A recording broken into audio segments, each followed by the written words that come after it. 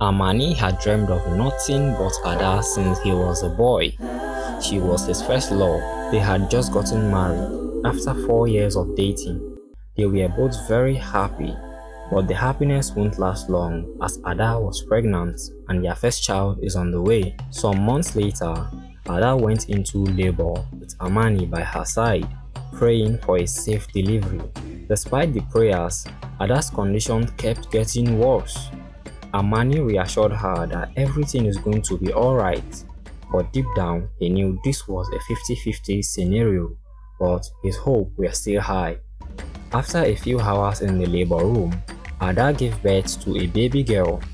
Everyone was happy and sad because on one hand Amani is now a father, but on the other hand he became a widow because Ada didn't make it out. Amani became very depressed.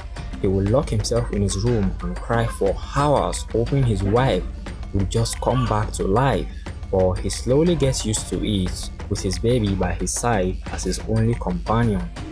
He gave her all the love he gave her mother when she was still alive, and this made him name the newborn baby girl after his late wife Ada. Amani had spent his entire life hunting inside the jungle to provide food for his daughter. Ada would always follow her father into the jungle and watch him as he moved silently catching animals. They both lived near the jungle where Ada learned from her father and also became a hunter. She is a fast learner. She now knew how to track animals, set traps, and shoot with a bow and an arrow. One day, Amani went hunting when he saw a very big dog. Suddenly, an arrow flew through the air hitting the dog. That is when they saw the prince fell to his knees holding the dying dog.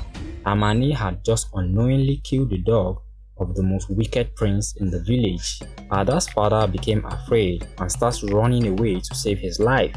But the guards quickly ran after him, and a few seconds later, the guards caught him quickly. They appeared to be very angry with no mercy on their faces. Ada ran out, tears in her eyes, begging the guards, "Please stop, don't hurt my father, please." She looked at Prince Odudu in the eyes and begged him for mercy. But he stood silent, watching as the guards dealt with her father. She knelt beside her father, who is still laying on the ground, not even moving. Ada cried and cried, but her father didn't wake up. He was basically unalive, leaving Ada shattered and hopeless. She was now left alone in a cruel world. She begged God to take her life for many nights, but something changed one day. Ada promised her late father that she will get him revenge on the people who caused his untimely death. As she was healing, days turned into weeks as she trained. Her sorrow turned into determination. She grew stronger and ready for her mission. One night, she left the jungle and headed to the prince's palace. She moved silently and entered the palace. Her heart began racing because if she is caught, all her plans will fail. To make matters even worse, she will publicly be executed in front of the entire village.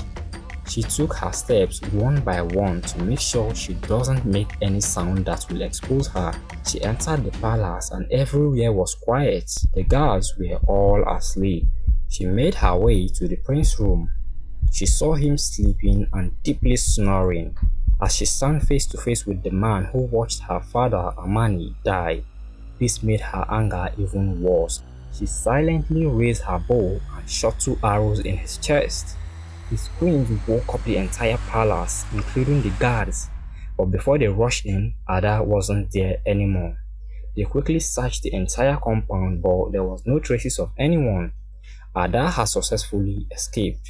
The next day, the news of the prince's death spread throughout the village with many people happy because the prince was more of a nightmare to the entire village. Ada's mission was complete. The palace guard who were hired to protect the palace were all fired because of this, and the reign of an oppressive prince seemed to be finally over.